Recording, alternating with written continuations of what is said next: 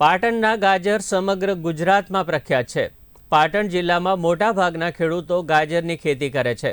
મહેસાણા જિલ્લામાં પણ ગાજરનું સામાન્ય વાવેતર થઈ રહ્યું છે। જિલ્લાના વિસનગરના હસનપુર ગામના દંતાણી પરિવાર 30 વર્ષથી માત્ર ગાજરનું વાવેતર કરે છે।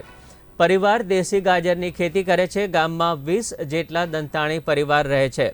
હાલ ગાજરના 1 કિલોના 20 રૂપિયાથી લઈને 50 રૂપિયા ભાવ મળે છે। પરિવાર ગાજરની સાથે સાથે સિઝન પ્રમાણે અન્ય શાકભાજીની પણ ખેતી કરે છે।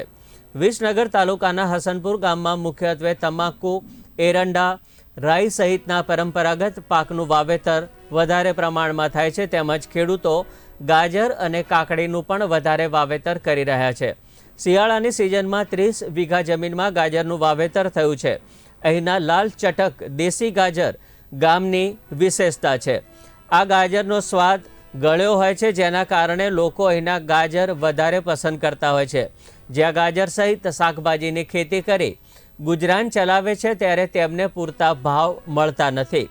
પરિવાર રોડ પર ઊભો રહીને શાકભાજીનું વેચાણ કરે છે। આ પરિવારોને સારી જગ્યાએ વેચાણ માટે જગ્યા મળે તે શાકભાજીના સારા એવા ભાવ મળી રહે। દેવી પૂજક પરિવારે જણાવ્યું કે ગામમાં છેલ્લા 30 વર્ષથી ગાજરનું વાવેતર થઈ રહ્યું છે।